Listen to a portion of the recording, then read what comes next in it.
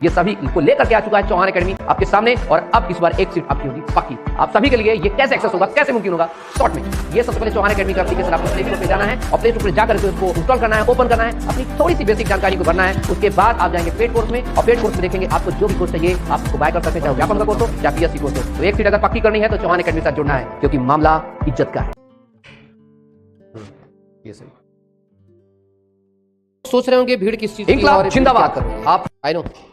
अब भीड़ क्या है, क्या पूरा मुद्दा है, और मेरे साथ है साथियों। वीडियो में आगे बढ़ने से पहले मैं आपके लिए एमपी ग्रुप 2 सब ग्रुप 4 और पटवारी की तैयारी के लिए प्रैक्टिस सेट की एक बुक सजेस्ट करना चाहूंगा, जो कि चक्षु प्रकाशन के द्वारा निकाली गई है। इस बुक में आपको 15 प्रैक्टिस सेट, 3 सॉल्व पेपर और 3000 बहुविकल्पीय प्रश्न उपलब्ध कराए गए हैं। इस बुक की खास बात यह है कि इसमें बहुविकल्पीय प्रश्नों को काफी डिटेल में समझाया गया है। तो पटवारी की बेहतरीन तैयारी के लिए आप चक्षु प्रकाशन की पटवारी स्टडी गाइड और प्रैक्टिस के लिए पटवारी प्रैक्टिस सेट की यह किताब मंगा सकते हैं। इन बुक का लिंक डिस्क्रिप्शन में दिया गया है, आप इसे अमेजोन या फ्लिपकार्ट से मंगा सकते हैं। पुलिस भी ये सोच रही है कि करें तो करें क्या, पुलिस कर भी क्या सकती है। छात्रों की संख्या इतनी ज्यादा है, भीड़ इतनी ज्यादा है, हर युवा अपने सपनों को लेकर के यहाँ पर पहुंचा है। बड़े मुश्किलों से 1 साल भर बाद भर्ती परीक्षा हुई, और जानबूझ करके सब जब चीजें की जाती हैं, या जानबूझ कर नहीं तो गलती से की जाती, तो क्यों की जाती है, युवाओं के भविष्य के साथ खिलवाड़ क्यों किया जाता है। एक तो इधर हाई कोर्ट में मेंस में हुआ, उधर आबकारी पेपर में एक नया बवाल हो गया। आबकारी पेपर में देखें तो दूसरी शिफ्ट में बच्चों के, पहली शिफ्ट की बात करें तो बच्चों को 20 से कुछ एग्जाम सेंटर 20 से 25 क्वेश्चन दिखे नहीं, मतलब बच्चों को क्वेश्चन पता नहीं चल रहे थे। उनको पता नहीं चल रहे थे कि आखिरकार हमें साथ हो क्या रहा है। मतलब अगर 100 क्वेश्चन है तो 100 में अगर उसको 20 क्वेश्चन प्रॉपर नहीं देखेंगे तो ऑलरेडी मेरिट से क्या हो गया, बाहर हो गया। और आपको मैंने पहले ही इत्तला किया था कि जब ये लोग 200-200 रुपए में रखेंगे तो कंपनी, पहले ही मैंने चताया था व्यापम के एग्जाम को भी लेकर के, कुछ दिन पहले ही मैंने 2 दिन पहले वीडियो बनाई थी कि जिनके पास कंप्यूटर की, मतलब जिनसे माउस पकड़ना नहीं आ रहा है, उनको बनाया गया है वीक्षक, इन्विजिलेटर। तो सोचिए समस्या तो होना तय था। कुछ और क्वेश्चंस, कुछ और चीजें मेरे पास क्वेरी आई बच्चों के कि जिसके आधार कार्ड में कोई दिक्कत नहीं है, कुछ नहीं है, फिर भी उस व्यक्ति को परीक्षा से वंचित कर दिया गया। बच्चा क्या करे, किसके पास जाए? कोचिंग के पास जाएगा तो पढ़ाने वाले बोल देंगे जी हम पढ़ा सकते हैं और कुछ नहीं कर सकते। सरकार के पास जाएगा, सरकार बोले हटो। व्यापम के पास जाएगा, किसके पास जाए? तो फिर फाइनली उसको आना पड़ता है, जानते हो कहां। अब दूसरा एक मुद्दा आता है, समस्या तो हर कोई दिखाता है, उसका समाधान क्या है वो बताओ। मैंने आपको कई बार बताया हूं कि आप सरकार के लिए, इस समाज के लिए एक भीड़ है, लेकिन आप अपने माता पिता के लिए, अपने घर वालों के लिए पूरी चलती फिरती दुनिया है। आपका सपना और अपने सपने की पूरा करना ये आपकी जिम्मेवारी है। अगर आपको एग्जाम से भगाया जाता है तो भाड़ में जाओ, दुनियादारी को भाड़ में देने जाओ एग्जाम को। आप अपने अधिकारों के लिए जिस स्तर पर लड़ना पड़े उस स्तर पर लड़िए।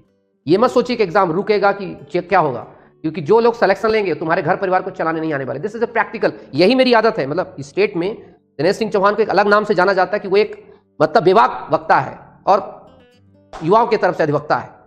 और मैं यही कहता हूं, आप अपने अधिकारों को समझिए। आपके अधिकार अगर हनन होते हैं तो आपसे जो करना पड़े वो करिए, क्योंकि आपने मेहनत की है। आप ये मत सोचिए कि इसमें एग्जाम का क्या होगा, किसका क्या होगा, उसका क्या होगा, क्योंकि जो लोग सिलेक्शन ले लेंगे तुम्हारे माता पिता को तुम्हें 1 रुपया नहीं देंगे, चवन्नी नहीं देंगे। इसलिए अगर आपकी तैयारी है और आपके साथ कुछ गलत किया जाता है तो डट के मुकाबला करो। और एक बात और ध्यान रखना, मुकाबले में अकेले मत हुआ करो, पर अगर अकेले हो तो भी लड़ो, क्योंकि अक्सर लड़ाई शुरुआत हम अकेले ही करते हैं।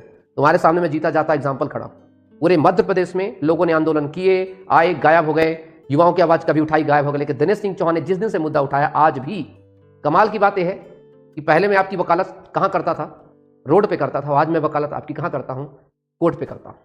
क्योंकि तब मैं एक आंदोलनकारी के तौर पे करता था, आज क्रांतिकारी अधिवक्ता के तौर पे आपकी बातों को रखता हूं। क्यों रखता हूं? क्योंकि मुझे पता है कि बाबा साहब अम्बेडकर ने एक संविधान की किताब दी थी, उन्होंने कहा था जा बच्चा जा, ये तुझे वो पावर दे रहा हूं जिसके सामने सीएम, डीएम, पीएम, प्रेसिडेंट सब तेरे सामने नतमस्तक होंगे। फिर ये छोटी छोटी चीजों से डरा मत करिए। आर्टिकल 32 और आर्टिकल 226 को अच्छे से पढ़िए, अच्छी चीजें करिए। अपने जीवन में जो संघर्ष आपने किया है उस संघर्ष को पूरा करने का जुम्मा आपका है, किसी और का नहीं, पड़ोसी का नहीं। सपने आपने देखें, सपने पूरा करना आपका कर्तव्य है, पड़ोसी का नहीं। इसलिए सिर्फ सलाह मत लीजिए, उस पर अमल कीजिए। अब बात आती है कि सर हमें क्या करना चाहिए। सिंपल, एमपी हाई कोर्ट के जो स्टेनो वाले बच्चे हैं, आपके साथ गलत किया गया है, क्यों किया गया मुझे नहीं पता, बट आप सबको कलेक्टिवली मिल करके अच्छी खासी पिटीशंस को लगाना चाहिए। लेकिन क्या सर हम डायरेक्ट पिटीशन लगा दें? बिल्कुल नहीं, मैं ऐसी सलाह कभी नहीं देता। सबसे पहले आवेदन, ज्ञापन, ये सब तमाम दे, लेकिन वो जल्दी जल्दी करो आप, ठीक है। समय निकल जाने के बाद कुछ नहीं बचेगा। सबसे पहले आप प्रॉपर चीजों को स्टैब्लिश बना करके वही ज्ञापन एग्जाम कंट्रोलर को, वही ज्ञापन रजिस्ट्रार को, वही ज्ञापन वहां से चलना चाहिए, और अपना एक ग्रुप बना के चलो। और उसके बाद भी अगर आपके पास कोई जो मतलब सही सकारात्मक नहीं आता, तब आप लोग पिटीशंस को फाइल करिए। तो सर पिटीशन हम किसके थ्रू फॉलो करें? पिटीशन को हमेशा फाइल करने के लिए आप याद रखें एनर्जेटिक एडवोकेट्स के साथ हमेशा आप लोग तालमेल बना कर रखें, क्योंकि एनर्जेटिक एडवोकेट्स ही होते हैं जिस प्रकार के मुद्दों को बहुत अच्छे से कर सकते हैं। एक होती है पिटीशन, ठीक है हमने बना दिया और लगा दिया, और एक होती है जिसमें हम दिल से, जैसे मैंने जब जितने भी केस लड़ता हूं वो बहुत दिल से केस लड़ता हूं, इसलिए लड़ता हूं क्योंकि मुझसे आपका जुड़ाव जो है बहुत शानदार होता है, आपसे मैं डायरेक्टली कनेक्ट होता हूं, इसलिए मेरा जुझारूपन होता है उस केस पे लड़ने के लिए।